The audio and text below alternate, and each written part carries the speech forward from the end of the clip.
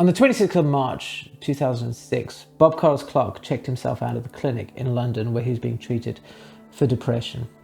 Despite on the face of it being a very successful commercial and artistic photographer, he was struggling with some inner demons, that he felt that the commercial world was passing him by, that the powers that be who decided whether art was worthy or not had overlooked him, and that the advent of digital photography was threatening to destroy one of his great loves, which was processing images in the wet darkroom. So it was in this very dark frame of mind that he was walking the streets of London until he came to a level crossing. How's it guys? I first became aware of Bob Carlos Clarke through the pages of Amateur Photographer, which I used to devour on the back seat of the bus every day coming home from high school before I went off to photo school. And in there, he would share anecdotes about his life as a photographer, and also, of course, the images. And despite being drawn to them initially for the very obvious teenage boy reasons, the more that I read his words and looked at his work, I started to see more in there that intrigued me. And then when I recognized an image from the Dan's Phantasmagoria album as one of Bob Carlos Clarke's, along with some Ozzy Osbourne, I went, this is a photographer. This is a man who I need to pay attention to, because he's quite clearly a great photographer. He photographs the damned. These days, we're most familiar with Bob Carlos Clarke's work because of the latex ladies and all the kind of the weird sort of setups that he has. But he's an exceptionally versatile photographer. And in addition to sharing anecdotes through his column in Amateur Photographer, he also wrote and put together this fantastic book, which I won't mention the name of because YouTube is particularly sensitive about one of the words in there. And also you'll notice that there's going to be a lot of images that are not in this video. So Bob in here talks about when he moved from Ireland to London. And he set up a little darkroom in his flat on a rickety table that used to fall over occasionally and throw chemistry everywhere.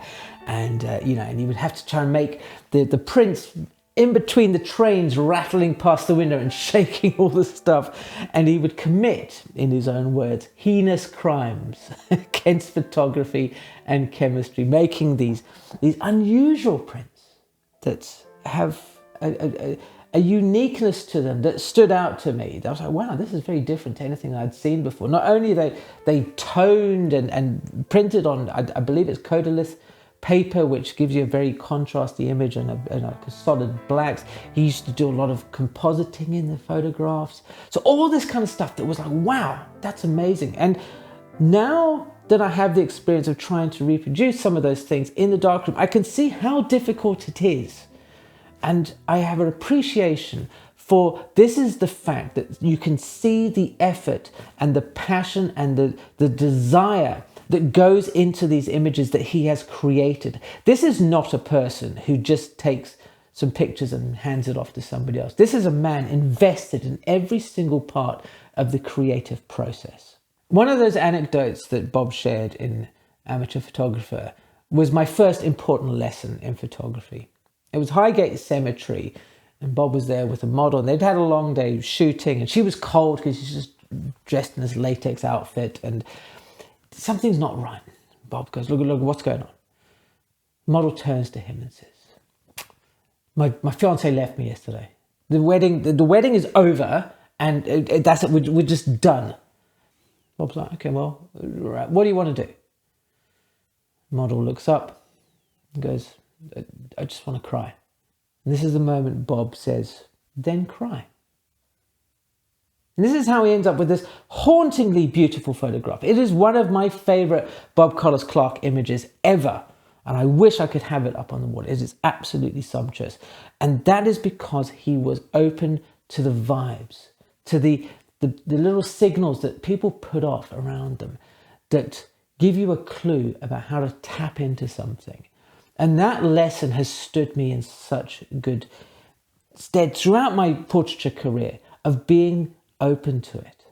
Bob Carlos Clarke first came to prominence as a photographer with the release of a book called White Heat, which was about Marco Pierre White's kitchen in London. Mark White here in the UK is a very famous chef. And in those photographs, you can see they're so different. First of all, from a thematic point of view, it's documentary photography, which also goes to remind us that Bob Carlos Clarke is not a one-trick pony, that it's not just scantily clad ladies, but a whole range of subjects. And in this case, he turns his lens on this rock and roll kitchen.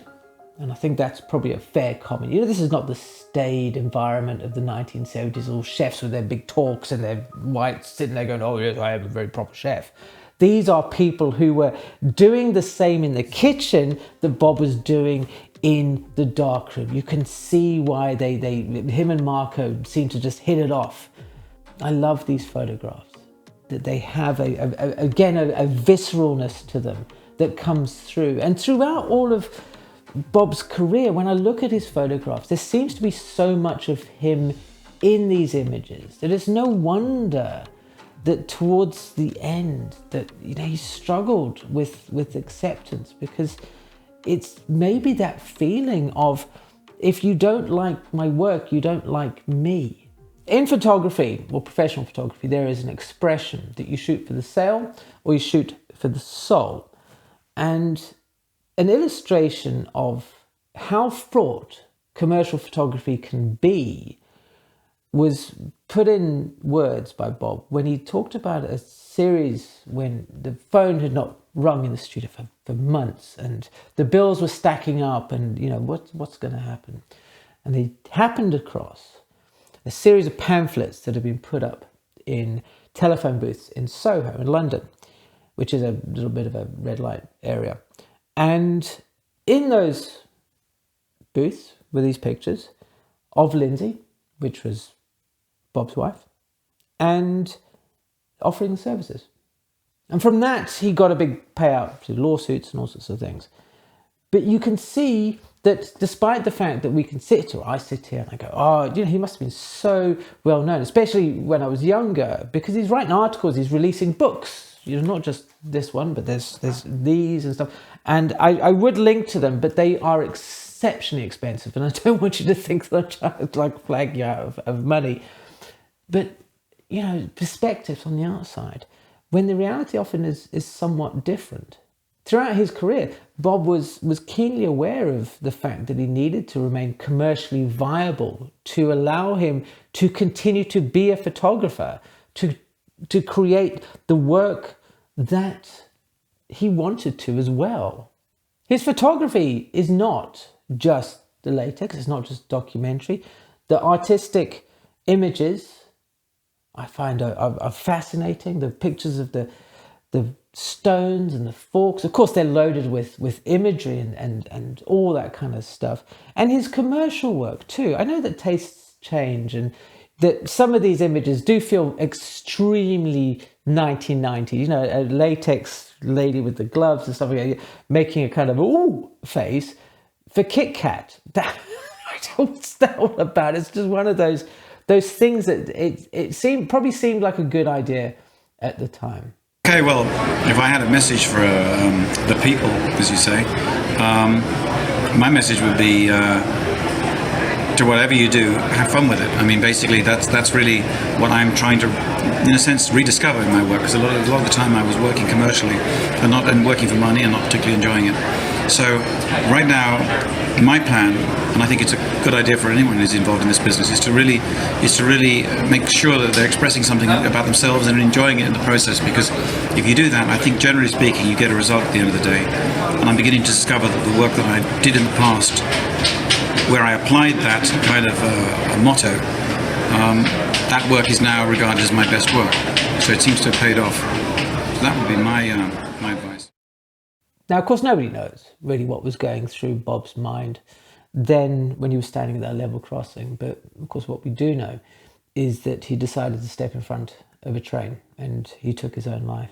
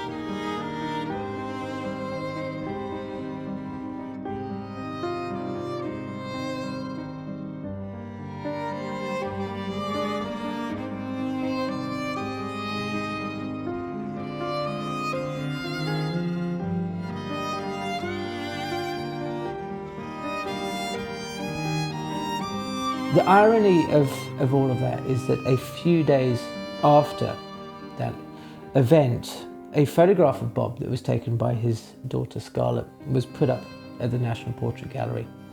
However, it was not until 2015 that they actually bought any of his prints. From this vantage point, I look at Bob's photography, and you get online, there's not very much of it, unfortunately, for a variety of reasons. But, you know, like this book here, The Dark Summer. Within here, there are gorgeous images. They're absolutely beautiful. I love them all. They're just wonderful. And I know that some of the ideas within, especially the fact there's lots of latex and things, it throws up preconceived notions, I believe, about who a photographer is and what they're all about. And because Bob photographed ideas that are on, let's say, the fringes of decency, for want of a better word, that he was overlooked as an artistic photographer. It seems that these days you just have to have, you know, a little bit of a modicum of success and one of your images is bought by the National Portrait Gallery. But in Bob's lifetime, I find it crazy that they didn't buy any of his images at all. That is just, I think, the weirdest thing ever. Also, I'm not privy to why or how these things are decided, but you can imagine that if you want to be taken seriously as an artistic photographer, that those would be levels that you aspire to, that you judge yourself by, rightly or wrongly. The days I had at photo school were exceptionally interesting, but there's one thing that I wish that photo school had actually taught me. If you'd like to find out what it is, click this video over here. Thank you ever so much for watching, and I will see you again soon.